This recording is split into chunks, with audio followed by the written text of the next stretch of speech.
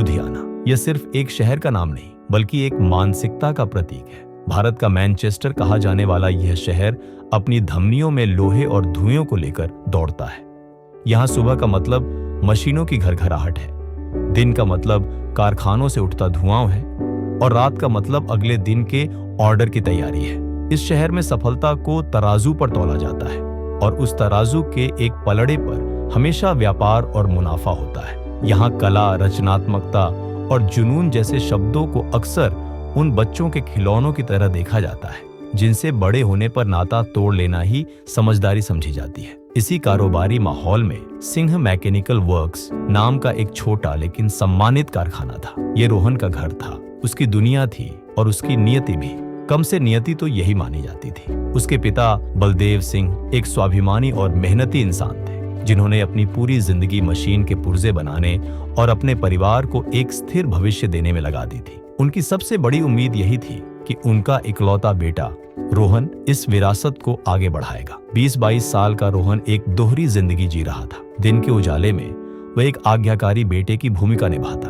वह फैक्ट्री की धूल और ग्रीस के बीच घूमता, लेथ मशीन की बारीकियों को समझता और सप्लाई का हिसाब किताब रखता। वह हर काम पूरी ईमानदारी से करता, लेकिन उसका दिल वहां नहीं था। उसका दिल तो फैक्ट्री के पिछले हिस्से में बने कबाड़ खाने में धड़कता था। जैसे ही रात का अंधेरा शहर को अपनी आगोश में लेता और मशीनों का शोर थम जाता, रोहन की असली दुनिया जाग उठती थी। वह चुपके से कबाड़ खाने में चला जाता, जहां फेंके हुए, जंग लगे और बेकार समझे जाने वाले धातु के टुकड़े उसके इंतजार में पड़े होते। लोगों के लिए वह कबाड़ था, लेकिन रोहन के लिए वह खजाना था। उसकी उंगलियों में जैसे कोई जादू था। वह पुराने नट बोल्ट, टूटे हुए गियर, बेकार हो चुकी चेनों और मुड़ी तुड़ी धातु की चादरों को उठाता और उन्हें एक नया जीवन देता। घंटों की मेहनत के बाद कभी वह पुराने गैरों से एक उड़ने को तैयार बाज बना देता जिसकी आंखों में आजादी की चमक होती। कभी वह साइकिल की चेनों को जोड़कर एक दौड़ते हुए घोड़े का रूप दे देता जिसकी हर मांसपेशी में गति का एहसास होता। यह उसकी अपनी दुनिया थी, एक गुप्त ब्रह्मांड जिसे उसने अपने पिता और इस व्यवहारिक शहर की नजरों से छिपा कर रखा था। वह जानता था कि इस शहर में उसकी कला को कोई नहीं समझेगा। यहाँ कला का मतलब था समय की बर्बादी। संघर्ष तब शुरू हुआ जब रोहन के जीवन का यह संतुलन बिगड़ने लगा। बलदेव सिंह अब बूढ़े हो रहे थे और चाहते थे कि रोहन पूरी तरह से कारोबार की बागडोर संभाल ले। उन्होंने रोहन की लापरवाही को भांप लिया था। वह देखते थे कि रोहन का ध्यान हिसाब किताब से ज्यादा कबाड़ खाने में रहता है। एक शाम जब रोहन अपनी सबसे नई कृति तारों और स्प्रिंग से बने एक इंसान के चेहरे को अंतिम रूप दे रहा था, उसके पिता वहां आ गए। उन्होंने उस मूर्ति को देखा, फिर रोहन को। उनकी आंखों में गुस्सा नहीं बल्कि गहरी निराशा थी। ये क्या है?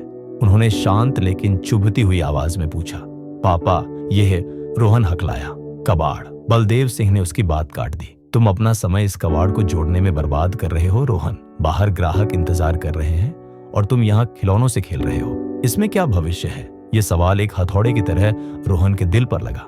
क्या भविष्य है? यही सवाल तो वह खुद से हर रात पूछता था। क्या सच में उसकी कला सिर्फ एक बचकाना शौक है? क्या वह कभी इस काम से अपनी पहचान बना पाएगा? उसके पिता ने उसे एक अल्टीमेटम दिया। अब यह सब नहीं चलेगा। या तो तुम अपना पूरा ध्यान इस फैक्ट्री पर लगाओ या फिर मान लो कि तुम इस जिम्मेदारी के लायक नहीं हो। उस रात रोहन सो नहीं सका। एक तरफ उसके पिता की उम्मीदें थी, परिवार की विरासत थी और एक सुरक्षित भविष्य का वादा था। दूसरी तरफ उसका जुनून था, उसकी आत्मा की आवाज थी जो बेकार धातु के टुकड़ों में संगीत सुनती थी। समाज, परिवार और भविष्य का दबाव उसे तोड़ने लगा था। उसे लगा जैसे वह दो पाटों के बीच पिस रहा है। अगली सुबह रोहन की आंखों में एक नई तरह की दृढ़ता थी। रात के अंधेरे ने उसके सारे डर और संदेह को सोख लिया था। उसने एक फैसला कर लिया था। वह न तो भागेगा और न ही झुकेगा। वह लड़ेगा अपनी शर्तों पर। वह सीधे अपने पिता के ऑफिस में गया। बलदेव सिंह हिसाब की मोटी फाइलों में उलझे हुए थे। रोहन ने उनके सामने खड़े होकर गहरी सांस ली। पापा, मुझे आपसे कुछ बात करनी है। उसके पिता ने बिना नजर उठाए कहा। बोलो। आप सही हैं, रोहन ने कहा। शायद इस काम में कोई भविष्य न हो, लेकिन मैं बिना कोशिश किए हार नहीं मानना चाहता। उसने एक पल रुककर हिम्मत जुटाई और अपनी जिंदगी का सबसे बड़ा सौदा पेश किया। मुझे बस 6 महीने दीजिए, सिर्फ 6 महीने। मैं इस दौरान आपसे एक भी पैसा नहीं लूंगा। मैं अपने इस कबाड़ से खुद को साबित करके दिखाऊंगा। अगर इन 6 महीनों के बाद भी मैं असफल रहा तो मैं ये सब हमेशा के लिए छोड़ दूंगा। मैं वादा करता हूँ, मैं पूरी जिंदगी इस फैक्ट्री को संभालूंगा और कभी कोई शिकायत नहीं करूंगा। बलदेव सिंह ने पहली बार फाइल से नजरें उठाकर अपने बेटे को देखा। उसकी आवाज में गुस्सा या विद्रोह नहीं था, बल्कि एक अजीब सा आत्मविश्वास था। उन्हें लगा कि यह एक मूर्खतापूर्ण सौदा है, लेकिन इसमें एक चुनौती थी। उन्होंने सोचा 6 महीने में इसका सारा भूत उतर जाएगा। ठीक है, उन्होंने रूखी आवाज में कहा, 6 महीने, लेकिन याद रखना उसके बाद कोई बहाना नहीं। रोहन के लिए यह एक जीत थी। उसे अपनी जिंदगी को एक मौका देने के लिए 6 महीने मिले थे। उस दिन से रोहन का संघर्ष शुरू हो गया। उसने अपनी छोटी मोटी बचत से कबाड़खाने के एक कोने को अपने स्टूडियो में बदल दिया। उसने एक साधारण सी वेबसाइट बनाई और स्क्रैप मैकेनिक के नाम से एक इंस्टाग्राम पेज शुरू किया। वह दिन रात काम करता। दिन में वह कबाड़ के ढेर से धातु के टुकड़े छांटता और रात में उन्हें अपनी कला का रूप देता। शुरुआती दिन बेहद कठिन थे। उसकी वेबसाइट पर कोई नहीं आता था और इंस्टाग्राम पर मुट्ठी भर फॉलोअर्स थे। आस पड़ोस के लोग जब उसके काम को देखते तो हंसते। सिंह साहब का लड़का सठिया गया है, कबाड़ से खेले हैं, वे पीठ पीछे कहते। हर गुजरते दिन के साथ रोहन का आत्मविश्वास डगमगाने लगता। घड़ी की सुई जैसे उसके सपनों का गला घोंट रही थी। एक दिन हताश होकर उसने अपनी रणनीति बदलने का फैसला किया।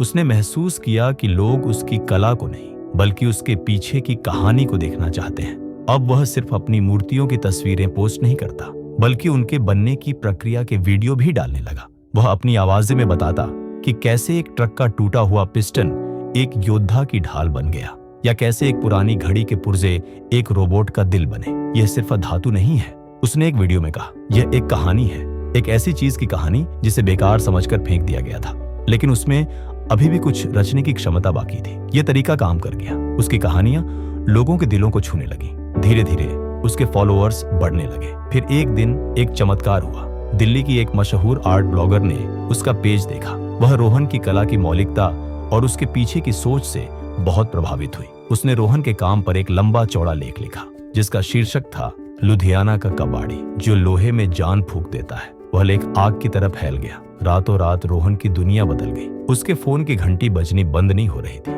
मुंबई के एक आर्किटेक्ट ने उसे अपने नए ऑफिस की लॉबी के लिए एक विशाल मूर्ति बनाने का ऑर्डर दिया। यह उसका पहला बड़ा कमीशन था। जो रकम उसे मिली वह बहुत ज्यादा नहीं थी, लेकिन वह सिर्फ पैसा नहीं था, वह सम्मान था, वह मान्यता थी, वह इस बात का सबूत था कि उसका सपना पागलपन नहीं था। अगले कुछ महीनों में रोहन ने पीछे मुड़कर नहीं देखा। उसे देश भर के कैफे, होटलों और कला प्रेमियों से ऑर्डर मिलने लगे। उसका छोटा सा स्टूडियो अब कलाकृतियों से भरा हुआ था। 6 महीने पूरे होने में एक दिन बाकी था। रोहन अपने पिता के ऑफिस में गया। बलदेव सिंह वहीं बैठे थे, उन्हीं फाइलों के बीच। रोहन ने कुछ नहीं कहा, बस एक लिफाफा उनकी मेज पर रख दिया। उसमें पिछले 5 महीनों के उसके बैंक स्टेटमेंट और आने वाले ऑर्डरों की सूची थी। उसने अपनी कला से इतना कमा लिया था जितना वह शायद फैक्ट्री में 1 साल में भी नहीं कमा पाता। बलदेव सिंह ने चुपचाप कागजों को देखा। उनके चेहरे पर कोई भाव नहीं था। वह उठे और रोहन से उनके साथ चलने को कहा। वह उसे उसके स्टूडियो में ले गए। स्टूडियो अब पहले जैसा नहीं था। वह साफ सुथरा और व्यवस्थित था। बीच में एक विशालकाय शेर की मूर्ति खड़ी थी, जिसे रोहन ने पुरानी चेनों और इंजन के पुर्जों से बनाया था। वह शक्ति और गरिमा का प्रतीक लग रहा था। बलदेव सिंह ने आगे बढ़कर उस शेर की पीठ पर हाथ फेरा। उन्होंने धातु की ठंडक और कारीगरी की मजबूती को महसूस किया। उन्होंने रोहन की तरफ देखा। उनकी आंखों में निराशा की जगह एक नई तरह की चमक थी। उन्होंने यह नहीं कहा, मुझे तुम पर गर्व है। इसके बजाय उन्होंने अपने अंदाज में कहा, फैक्ट्री का अगला ऑर्डर तेरे इस शेर की तरह मजबूत होना चाहिए। रोहन की आंखों में आंसू आ गए। उन चंद शब्दों में उसे अपने पिता की स्वीकृति मिल गई थी। रोहन ने दुनिया को बदलने की कोशिश नहीं की थी। उसने सिर्फ खुद को बदलने का, अपने जुनून को एक मौका देने का एक फैसला लिया था। और जब उसने खुद को बदला तो उसकी दुनिया अपने आप बदल गई। आज सिन्हा मैकेनिकल वर्क्स के बगल में स्क्रैप मैकेनिक स्टूडियो शान से खड़ा है। रोहन अब अकेले काम नहीं करता। उसने शहर के कुछ ऐसे वेल्डरों को काम पर रखा है जो फैक्ट्री के उबाऊ काम में फंसे हुए थे। अब वे रोहन के साथ मिलकर कलाकृतियां बनाते हैं। उसने दूसरों की मदद करने के इरादे से शुरुआत नहीं की थी, लेकिन उसकी अपनी सफलता ने अनजाने में ही दूसरों के लिए अवसर के नए दरवाजे खोल दिए थे। उसने साबित कर दिया था कि एक निर्णय, सिर्फ एक साहसी निर्णय, आपकी पूरी जिंदगी को नई परिभाषा दे सकता है।